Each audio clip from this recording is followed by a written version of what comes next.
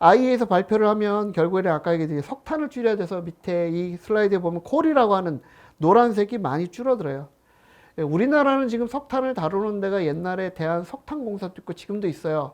제가 어렸을 때는 공기업 중에 넘버원이 석탄공사였어요. 석탄공사 연봉이 제일 셌어요. 그러다가 이제 석탄이 좀 바뀌면서 전력공사로 옮기게 되고 제가 있던 가스공사가 그 다음에 뜨고 가스공사도 조금 있으면 지금까지는 괜찮을 것 같고 언제까지 괜찮을지 모르겠지만 이제 아까 가스공사 들이러오는 LNG 화석이기 때문에 변화가 생길 것입니다. 그래서 공공기관도 에너지 변화에 따라 굉장히 변곡이 심하다라고 보시면 될 것 같습니다. 석유공사의 지금 역점 사업 중에 하나가 암모니아, 수소 사업을 지금 역점 사업입니다. 제목하고 안 맞죠? 공사 이름이 석유공사인데 수소와 암모니아가 미래 성장 핵심 아이템 중에 하나입니다. 가스공사 있을 때도 액체 수소였었고 그래서 향후에는 공사 이름도 많이 바뀔 걸로 예상이 돼요. 석유공사인 경우에는 석유 암모니아 공사일 수도 있을 수도 있고 그렇습니다. 근데 이 이름 바꾸는 게 법을 바꿔야 되는 거예요. 여러분 잘 모르시지만 어떤 공공기관에 뭘 이름 바꾸는 게 법을 바꿔야 되는 거예요. 법에 명기되어 있어요. 그리고 뭐 하게끔 아예 법에 박아놔 있어요. 우리나라는. 그래서 함부로 다른 사업을 못하게 공기업들은 되어 있는 건데 그게 변화가 될 거라는 거죠. 석유가 줄어들고 그 다음에 천연가스도 영향을 받을 거고 뉴클리어 쪽이 이제 많이 발전이 될 걸로 보고 있습니다. 보시게 되면 천연가스도 양이 좀 줄어들고 있고요. 뉴클리어가 많이 늘어날 걸로 같습니다.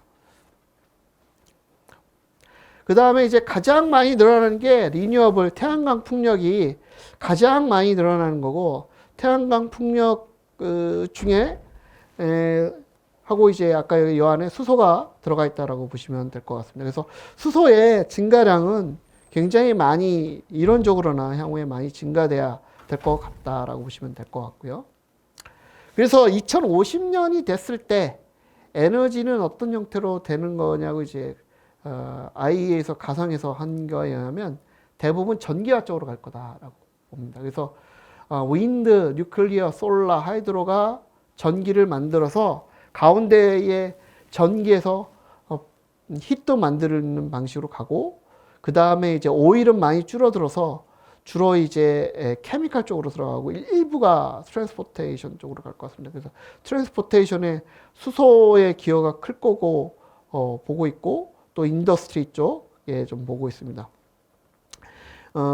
수소를 가지고 파워 쪽으로 하는 거는 일부는 좀 있고 일부는 조금 없는 걸로 보여요. 이건 이제 선진국 관점으로 보는 거고 우리나라는 수소를 파워 쪽으로 많이 좀 보낼 필요가 있는 국가 중에 하나입니다. 그 이유는 파워 쪽에 지금 이제 신재생 비율이 낮기 때문에 그거를 보완하기 위해서 이제 수소를 좀 보내야 되는 암모니아나 아니면 메탄올을 좀 보내야 되는 그런 필요성이 있다고 보시면 됩니다. 그래서 이거를 제가 울산에 있는 석유화학에 있는 회사에서 발표를 해서 조금 분위기가 거기에 좀 다운시켰어요. 왜냐하면 석유 산업이 하향 산업이 될 가능성이 높다. 하향이 될 것 같다. 그리고 피크가 아마 올해 아니면 내년에 글 것 같다. 그 이후에는 하향 산업으로 들어간다고 해서 그분들이 조금 약간 실망을 하셨는데 그렇다면 새로운 신사람이 있으니까 좀 더 발전하지 않을까 생각이 들었고요.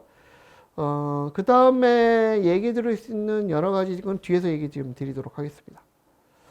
첫 번째로서는 아까 얘기했듯이 수소를 만들기 위한 이제 신재생 에너지, 리니어블이 많이 발전하는 거는 이제 태양광이고, 태양광의 이제 증가 속도는 굉장히 좀 빠릅니다. 여기 보시는 슬라이드에 왼쪽 상단에 보시면, 곡선을 보시면 성장기, 폭발적 성장기 진입 단계라고 보시면 될 것 같고, 그 다음에 아래 곡선이 뭐냐면 파란색이 EV, 배터리 일렉트릭이고, 그 다음에 주황색이 PV, 태양광입니다.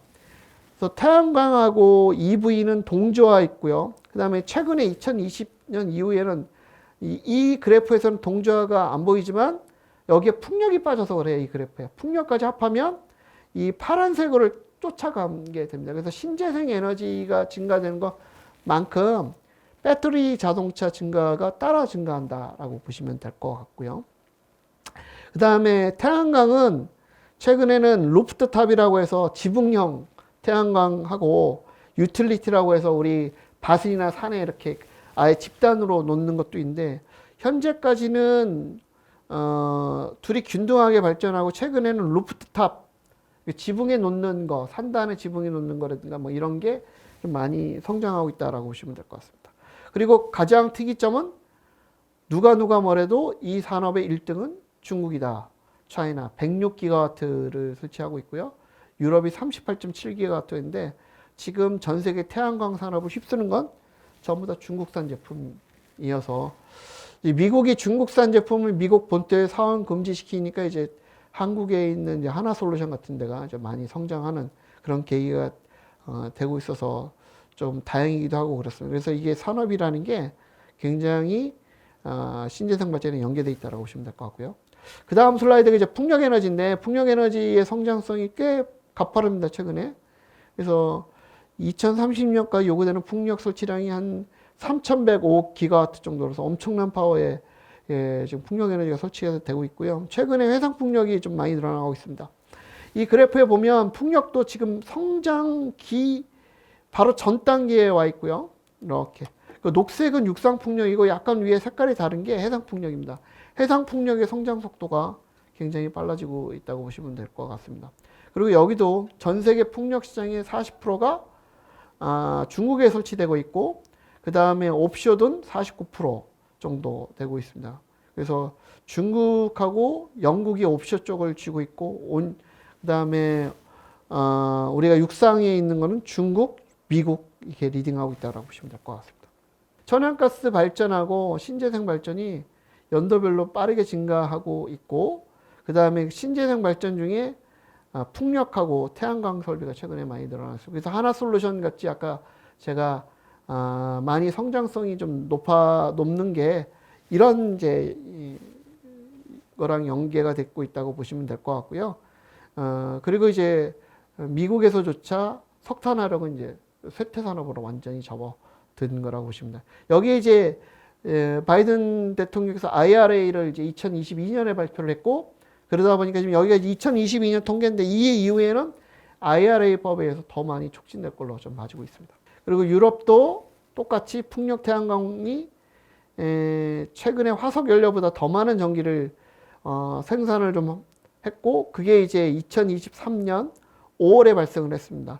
그 전까지는 화석 발전이 많았는데 이제 어느 달은 이제 신재생 발전이 훨씬 많아서 이 많은 전기를 저장할 게 필요한 거죠. 왜냐하면 낮에는 사람이 활동하지만 밤에는 공장도 일부 쉬고 24시간 가동하지 않는 공장도 쉬고 사람도 잠을 자다 보니까 그래서 유럽에서 수소에 굉장히 몰빵하는 이유가 이 풍력에서 나오는 전기를 저장을 어떻게 해야 되느냐가 가장 큰 이슈입니다. 그래서 ESS랑 수소인데 지금 ESS는 어차피 한계가 좀 있다 보니까 수소를 통해서 탈탄소화 하겠다는 게 이제 유럽의 방침이라고 보시면 될 것 같고요. 그리고 이제 아까 얘기했듯이 신재생 발전이 연료전지와 수존의 산업의 성장 그래프랑 이제 동조화가 되고 있다는 거죠.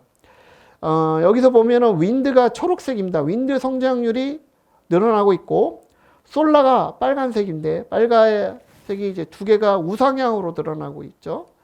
따라서 파란색으로 하는 퓨어셀 성장성도 따라서 우상향 동조화되고 있고요.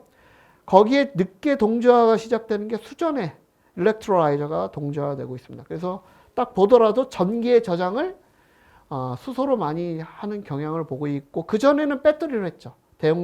배터리는 저용량 전기를 저장할 수는 있지만 단주기, 중주기는 할 수 있어도 장주기 저장이 안 되기 때문에 장주기 저장, 장주기라는 거는 뭐 수년간 아니면 몇 개월 동안 전기를 저장할 수 있는 방식으로 수소로 가고 있다라고 보시면 될 것 같습니다. 오늘의 주제인 수소는 왜 필요하냐? 수소가 그동안 없었던 게 아니고 우리 주변에 많이 있었습니다. 많이 썼었고. 근데 수소를 안 쓴 이유는 일단은 연소하기가 너무 어려웠고 그 다음에 관리하기가 어려워서 굳이 싼 화석이 있는데 우리가 수소를 쓸 필요 없었고 그 수소도 화석에서 온 수소기 때문에 화석 연료를 쓰나 수소를 쓰나 별 차이가 없었어요. 지금도 마찬가지고. 근데 이제 인류가 고민해 보니까 수소가 카본이 없긴 하지만 수소를 만들 때 결국 화석에서 온 수소는 쓰면 안 된다라는 게 이제 정과정 평가에서 나올 수밖에 없기 때문에 결국 정과정 평가를 통해서 저탄소 수소, 청정 수소를 정의하고 이걸 가지고 에너지원을 화석을 대체를 하면 온실가스 감축이 큰 폭으로 감축이 된다라고 봐서 이렇게 수소가 필요한 거고요. 수소는 얼굴이 여러 개입니다. 그 수소 자체가 있고 암모니아 면도 있고 그 다음에 LOHC라는 것도 있고 액체 수소도 있고 또 합성 메탄이라고 해서 LNG로 만들어도 되고 메탄올로는 만들어도 되고 그래서 다양한 변형이 가능해서 에너지나 연령으로 많이 쓸 수가 있어서 그래서 더 각광을 받는 거라고 보시면 됩니다. 그리고 이제 우리나라에선 탄소 중립 100대의 핵심 기술인 이 중에 수소에 관련된 것 중에 수전의 부분이 있고 여기 보면 왼쪽 하단 CCUS가 있고 친환경 자동차가 있고 우리나라가 이제 크게 현대자동차라는 회사가 있다 보니까 그 다음에 이제 액체 수소가 있고 발전 분야에 이제가 있고 그렇습니다. 그래서 여기에 지금 빠져 있는 게 산업 분야의 기술요. 여기 보면 고로 원료 대체 여기가 이제 빨간색으로 걷어야 되는데 여기가 이제 수소 환원처를 얘기하는 겁니다. 이걸 나누면 생산에는 수전의 기술이 굉장히 발달할 것 같고요. 저장, 운송, 활용, CCUS가 될 것 같습니다. 그래서 한국 기업이 그동안은 수소 쪽에는 뭐에 관심이 많으냐? 활용 쪽에, 자동차 쪽에 엄청난 투자를 해서 거의 세계 1등이에요. 자동차는. 수소 충전소도 우리나라가 많이 했는데 이제 기술 자체는 외국 기술을 좀 많이 도입했고 기기도 외국 기술이 많이 왔는데 수소 충전소도 굉장히 잘 구축된 나라예요. 거의 세계 1등 정도 되는 나라예요. 근데 뭐가 약하냐? 생산이 너무 약합니다. 수소 중에 청정수소 생산이 너무 약하고 저장 운송도 거기에 따라서 이제 변화가 돼야 되는데 그래서 최근에 지금 액체 수소 프로젝트 하는 것 중에 라이센스 갖고 있는 회사가 우리나라가 없고 다 외국에 있는 에어리퀴드 기술을 지금 다 도입해서 하고 있듯이 이런 면에서 이제 저희가 추가 기술 개발이라든가 하실 일이 많고 하실 것도 많고 그렇습니다. 아까 얘기했듯이 수소가 그 전의 수소하고 다르게 청정수소라고 하는데 청정수소의 정의는 뭐냐? 1kg 수소를 만들 때 발생하는 CO2량을 정합니다. 그래서 이 이하에 있는 것만 국가에서 보조금을 통해서 보급을 하겠다라는 게 글로벌 정의입니다. 미국은 4kg고 일본은 3.4kg고 유럽은 3.38이고 이게 웰투 게이트가 있고 웰투 힐도 있어요. 그래서 요거는 규정에 따라 맞춰야 되는 거고 이 이상 나오는 거는 정부 지원 없이 알아서 살든지 아니면 시장에서 퇴출을 시키겠다는 게 글로벌의 내용인 거고 예를 들면 미국에서 만든 청정수소를 한국에 도입하려면 이 이하를만 도입이 돼야 돼요. 만약 이 이상 도입을 하는 건 의미가 없어요. 그건 한국에서 만드는 거랑 동일하기 때문에. 그래서 아까 국제 무역이 생기려면 이 기준에 따라서 모든 게 움직인 거 굉장히 중요한 이슈입니다. 이걸 가지고 발전소에 공급하거나 수소 충전소에 공급하거나 산업체에 공급해야 되기 때문에 이 기준치를 가지고 모든 게 움직인다라고 보시면 될 것 같고요. 그러면 청정수소 만드는 법은 아까 얘기했듯이 수전의 수소, 물을 가지고 전기분해를 하는 방식인 거고요. 바이오매스를 가스화나 열분해나 혐기소환을 통해서 개질해서 하는 방식이 있고 블루수소라고 해서 CC, 나오는 카본을 캡처링하는 기술도 있을 수 있는데 기본적으로 선진국은 그린 수소 쪽으로 하라는 거예요. 그린이나 이런 쪽으로.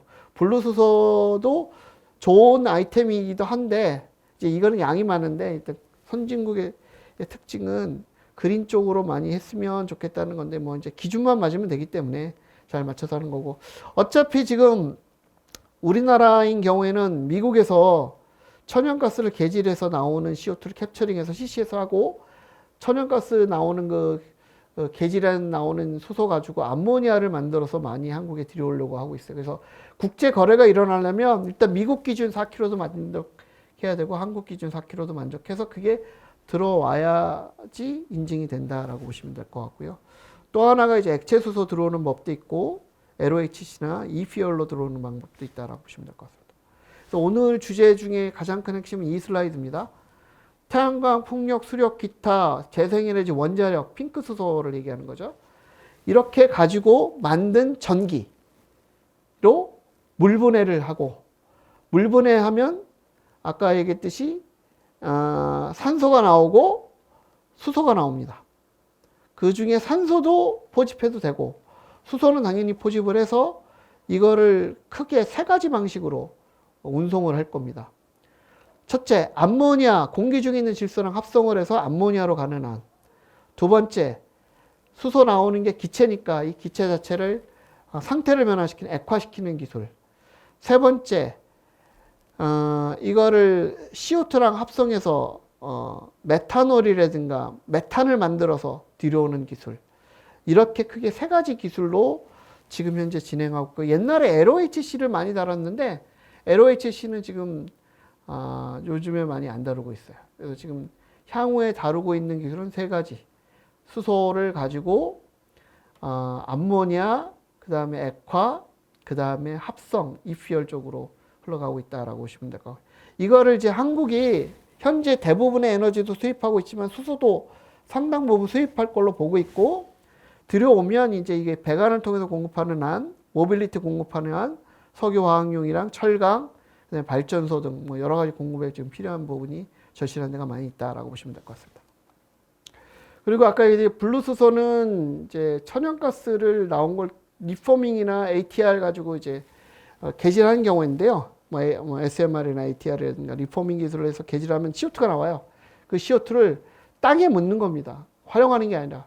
그래서 지중 저장을 해야지 인정해 주는 건데, 우리나라는 이제 지중 저장할 데가 없으니까 이제 활용하겠다고 하는데, 이제 이게 좀 이슈예요. 왜냐하면 활용을 하게 되면 CO2가 감축이 없는 거로 됩니다. 그래서 이게 어디까지 인증을 해줘야 될 것이냐가 초미의 관심인데, 현재는 이제 글로벌로는 저장하라, 활용하지 말고.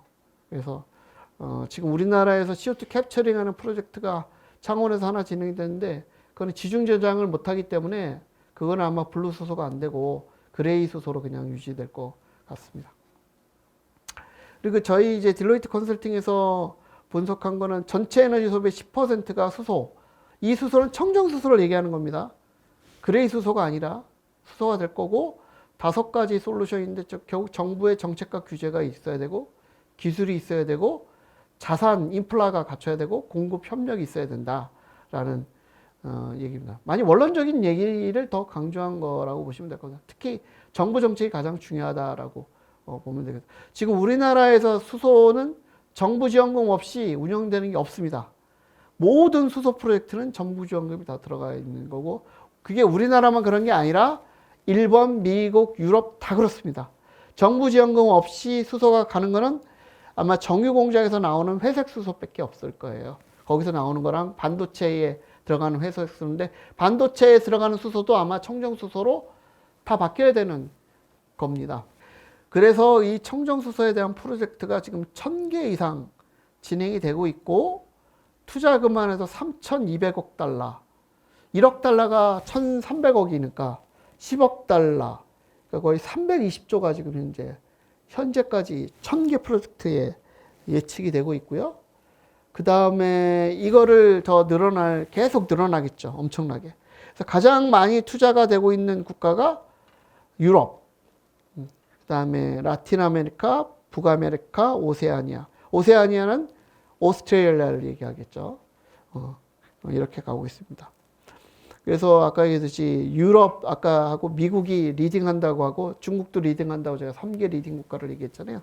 그래서 국가별로는 그렇고 대륙별로는 그렇게 진행이 되고 있는 겁니다. 그래서 한국이 제조업이 강하기 때문에 이 제조업을 하려면 결국 이 수소의 생산의 제조 설비, 그 다음에 관련된 모든 게 설비가 있어야 되니까 그런 거에 대한 저기를 하셔야 된다는 거죠.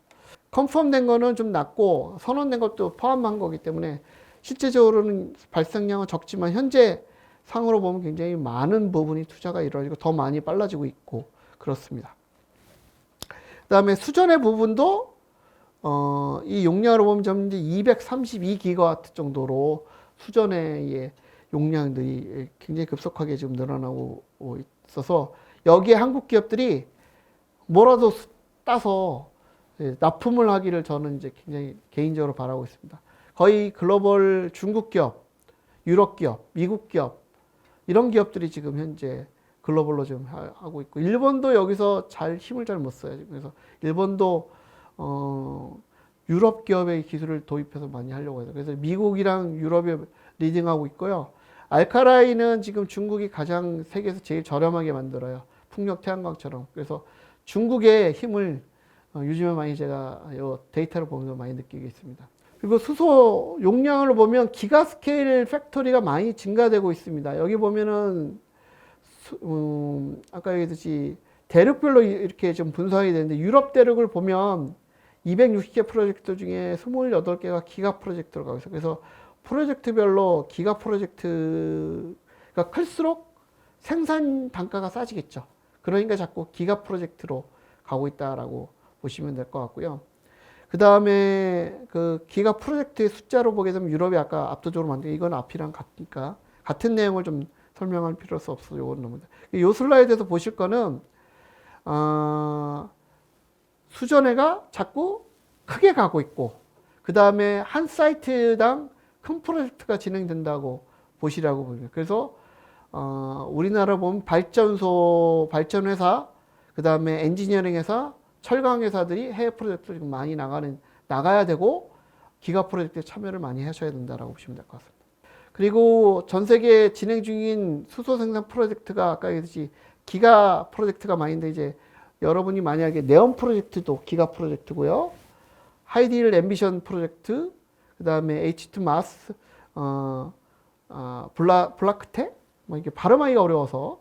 하여튼 이런 그린 수소 프로젝트도 있고, 블루 수소 프로젝트도 있어요. 블루 수소는 아까 얘기했듯이 천연가스를 개진했을 때 나오는 CO2를 포집을 해서 지하에 묻는 경우를 얘기하는 겁니다. 이거는 이제 양을 많이 늘어날 수 있어서 많이 좀 하고 있습니다. 특히 이제 미국 측에서 많이 하고 있고요.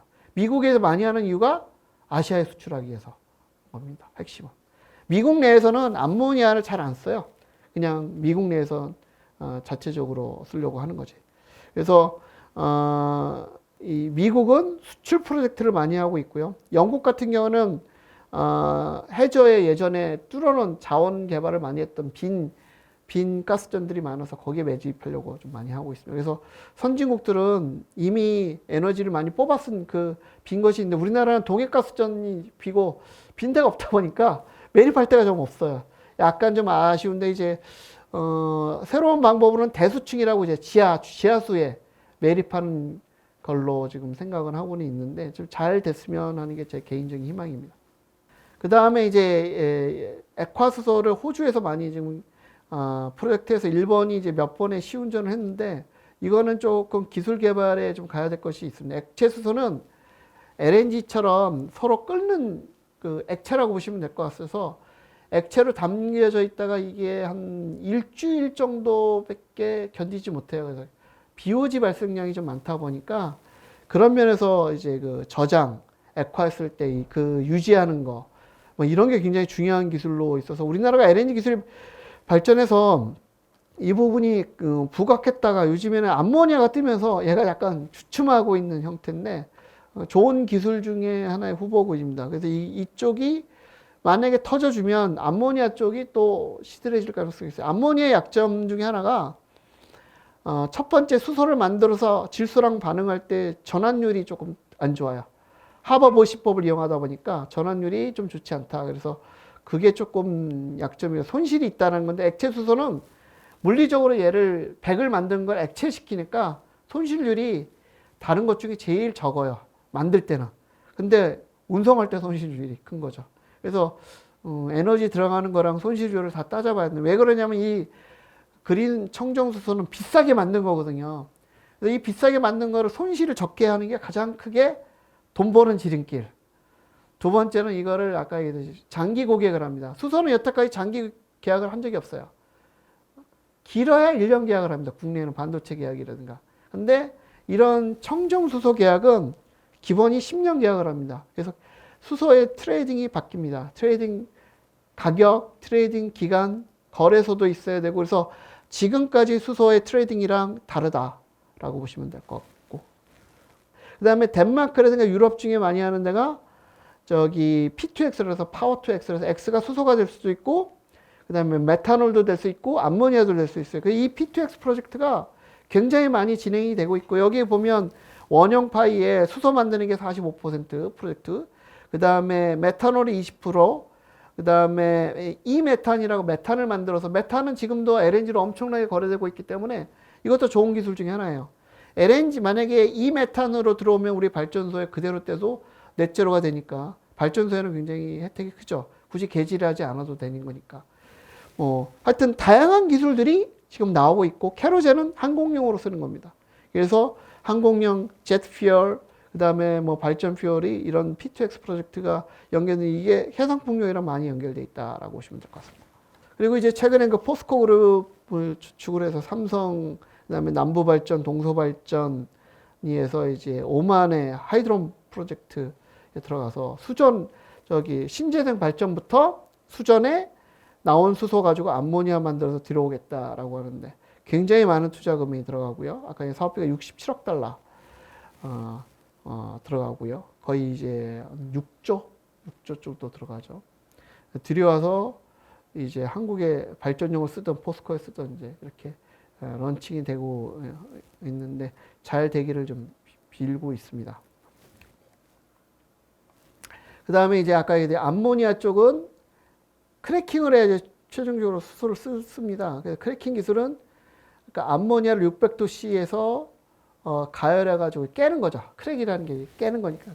깨면 질소와 수소가 분리되고, 질소는 내보내면 되는 거니까. 질소는 온난화가스도 아니고 그냥 공기 중에 있는 질소하고 동일하고. 이걸 특히 관심 있는 그룹이 고려아연하고 포스코 그룹이에요. 포스코 그룹은 철강 때문이고, 고려아연도 이제 비철 처리 때문에 필요해서 이런 부분이고, 호주에서 태양광으로 가지고 그린 수소를 생산해서 이제 암모니아로 들어오겠다고 했고, 컨소시엄 구성하고 있고요. 포스코 그룹도 지금 1년에 우리나라가 만든 철강이 6,600만 톤인데, 그 중에 상당 부분이 포스코에서 만들기 때문에 이제 거기는 굉장히 현안 문제라고 보시면 될 것 같습니다. 이제 이렇게 들여온 청정 수소를 활용을 하는 게 중요하기 때문에, 활용은 아시겠지만 지금 쓰일 때가 많아요. 발전, 아까 이제 천연가스에 섞는 거, 석탄화력에 암모니아로 섞는 거, 아니면 그냥 수소 터빈을 100% 돌리는 거, 산업용, 특히 이제 철강 산업, 그 다음에 아까 이제 석유화학, 그 다음에 이런 거, 수송용에는 이제 아까 이제 자동차, 선박, 항공 분야에 들어가는 겁니다. 그래서 쓸 데가 너무 많다 지금. 옛날하고 다르게, 옛날에는 왜 수소를 쓰고 비싸고 말도 안 되는 건데, 지금은 안 쓰면 안 되는 시대로 접어드는 거예요. 써야지 탄소가 줄어드는 거예요. 그 다음에 이제 가장 큰 화두가 이제 발전 분야입니다. 이렇게 아까 얘기했듯이 국가 NDC가 45.9%를 30년에 18년 대비 감축해야 되기 때문에, 그 감축의 가장 효과적인 방법이 석탄을 LNG로 바꾸는 것도 있지만, 석탄에 암모니아를 섞는 방법도 있고, 그래서 이런 부분에 이제 우리 발전사들이 굉장히 많은 노력을 하고 있고, 얘기도 나왔고, 기술 개발뿐만 아니라 아까 얘기했듯이 대기업들하고 협업을 하는데, 발전의 가장 큰 이슈는 저렴하면서 많은 열려야 돼요, 수소가. 모빌리티 가격을 넣으면 절대 안 됩니다, 발전소에는. 발전소에 들어가는 수소, 청정수소는 수소 중에 제일 싼 수소가 들어가야 돼요. 그래야지 전기비랑 연동되다 보니까, 만약에 비싼 수소로 들어가면 전기요금을 많이 또 올려야 돼요. 그래서 양면의 칼이에요. 양은 많고 계약 기간은 좋은데, 가격으로 보면 가장 싼 수소가 발전으로 들어가야 돼요, 청정수소 중에. 가장 비싼 게 어디로 가냐? 모빌리티로 가게 되는 겁니다. 그거는 왜 그러냐면, 모빌리티에는 수송세라고 해서 전체 휘발유 금액의 한 45%가 세금이기 때문에, 그런 부분에 있어서 좀 비싸게 가도 경쟁력이 있는데, 발전 부분은 양은 많고 가격은 싼 게 가야 돼서 굉장히 난제가 좀 많은 분야이기도 합니다. 그래서 오늘의 발표의 이제 하이라이트, 신재생이나 어떤 바이오매스나 여러 가지 방법의 소스 가지고 청정수소를 수전해라든가 개질이나 이런 걸 만들 수 있고, 이 수소를 만들면 대륙간을 오고 가야 되거나, 한국에서도 이렇게 유통하려면 기체 방식으로 갈 수가 있고, 액체 방식으로 갈 수가 있고, 메탄올이나 암모니아로 전환해서 갈 수가 있고, 이런 거에 대한 기회랑 해야 될 일이 엄청 많다. 해야 되고, 반드시 온실 탄제로 이 섞은 것만큼 CO2 발생량이 0이 되기 때문에 그렇다라고 합니다.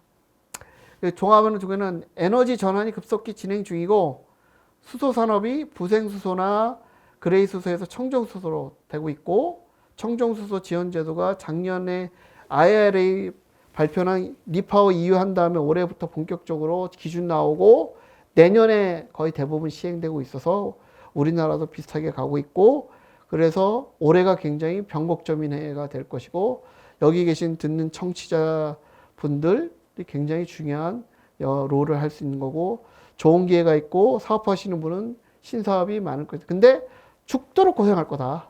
엄청 고생할 거고 돈을 못 벌고 망할 수도 있지만 기회는 있다라고 얘기 드릴 수 있고 기존에 있는 공기업들도 해야 될 일이 많고 그리고 해야만 하고 그렇다라고 얘기 드릴 수 있습니다.